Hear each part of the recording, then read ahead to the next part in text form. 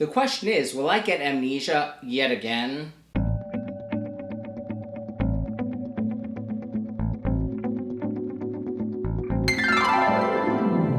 And welcome back to Cliffieland. This is Week in Country number 140 on our second attempt of cooking the food of every single country in the world. And tonight we're up to the nation of Qatar. Qatar, a small nation located on the Qatari Peninsula, which is just off the Arabian Peninsula in Western Asia. It is surrounded on three sides by the Persian Gulf and shares a small land border with Saudi Arabia and is across the Gulf of Bahrain from the nation of Bahrain.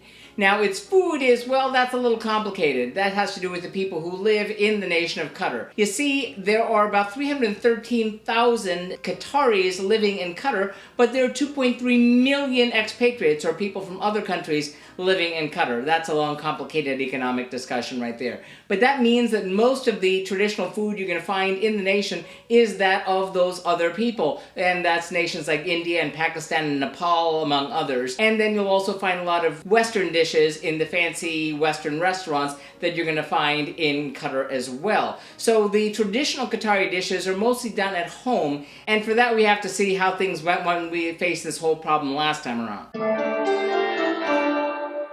Well, you see, 4 years on the Global Cooking Challenge, I had to figure out what exactly to cook, and I wanted to make sure I didn't make the same mistake I did before. You see, when I cooked Bahrain the first time around, I did one of the most popular dishes in the entire region, which is a chicken makbous. Now, that was really tasty, and then by the time I got around to doing Kuwait, I developed amnesia and wound up cooking it again. Now, when I did these videos, I managed to, avoid that time. Now, then I got to cook Oman, and I developed amnesia again and did the makbous again, and this time I didn't do it that. And but by the time I got to Qatar here, I said I will definitely not do a chicken makbous. So what I did on one night was a kabsa, which was super delicious, and that's a Qatari version of the chicken makbous. So I wound up actually making that same dish for the fourth time. It was really tasty, but obviously we're not doing that one again. And I served that one with the cumin seed potatoes, which was very basic but super delicious. Real shame we're not getting to do that this time. However, this time we are doing a different dish, which is maybe not the most popular in Qatar, but a traditional dish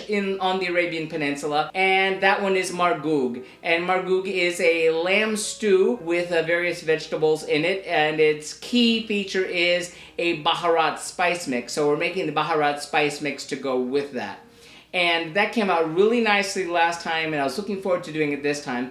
Note about that dish, though, is that there is a different dish, which is exactly the same dish, only with less sauce. Now we're going to make the Margoog, and we're going to make that Baharat spice mix, but first we have to see what goes into those two things. First, for our Baharat spice mix, we'll need 1½ tablespoons of dried mint, 1 tablespoon of dried oregano, 1½ teaspoons of ground cinnamon, 1½ teaspoons of ground coriander, 1½ teaspoons of ground cumin, 1½ teaspoons of ground nutmeg, and 1 tablespoon of freshly ground black pepper. And then for our Qatar Margoog with lamb, we'll need, first for the dough, 2 cups of whole wheat flour, 1 teaspoon of sunflower oil plus more for pouring, warm water as needed, and 1 pinch of salt. Then for the broth, 2 tablespoons of olive oil, roughly 1 pound of lamb on the bone, 2 medium tomatoes grated, 2 onions diced, 3 cloves of garlic diced, 1 to 2 diced green chili peppers, we're using Serrano chilies here, 1 tablespoon of tomato paste, salt to taste, 2 teaspoons of the Baharat spice mix, which we'll make first, 1 beef bouillon cube, optional, 3/4 of a teaspoon of ground black pepper, 2 dried black limes, also known as lumi,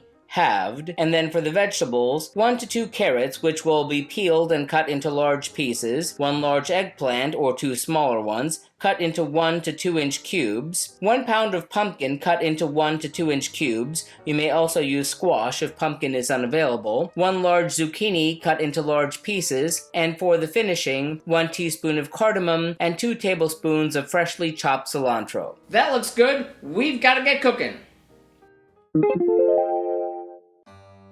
Into a spice grinder, place the dried mint, dried oregano, ground cinnamon, ground coriander, ground cumin, ground nutmeg, and grind it into a powder.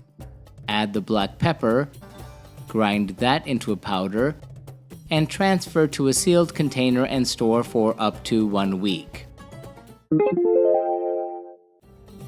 In a large pot or Dutch oven, heat the oil over medium heat.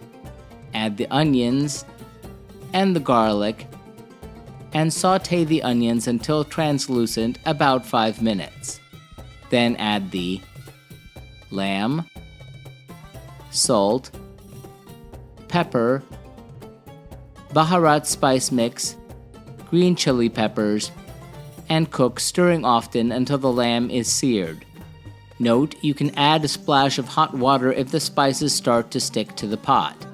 Then add the tomato paste and cook for 1 minute. Add the grated tomatoes and add the dried black limes.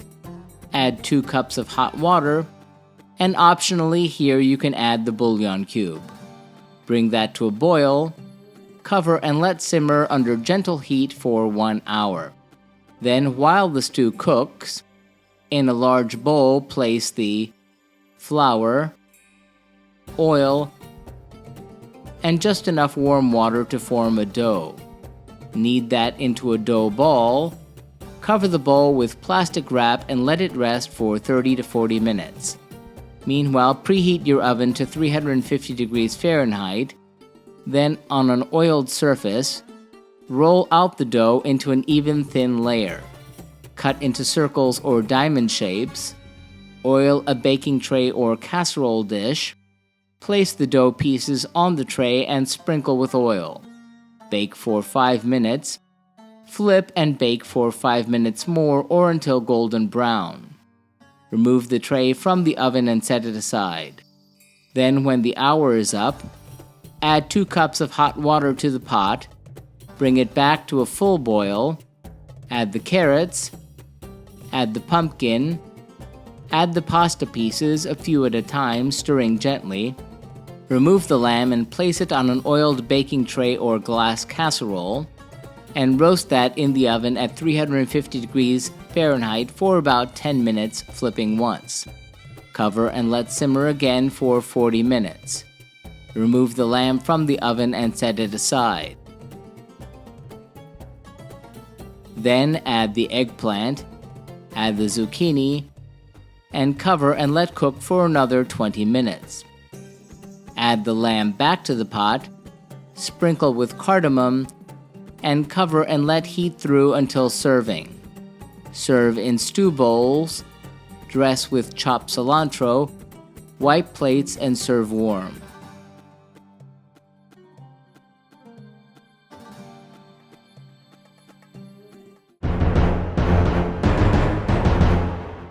How did that all turn out? Well, it was again very delicious. That Baharat spice mix was the star of the show. It gave the whole thing layers of complexity, which is really wonderful. The serrano chili peppers gave it a nice bit of kick, which we really enjoyed. The vegetables were cooked very nicely and really liked it a whole lot. I did make one error on my own, that when I roasted that lamb, I let it roast in the oven a little bit too long, so it wasn't the delicious texture it could have been, but still, it was very, very delicious. And if memory serves, it tasted so much better a couple days later as leftovers, so I'm looking forward to that one. So I'm going to give the Margoog from Qatar 4 out of 5 globes. Really tasty, and again, I bet you it's going to taste even better tomorrow night. So that does it for Qatar and this little stint in Asia, and next week we go back to Europe one more time to have the food of Romania. See you then.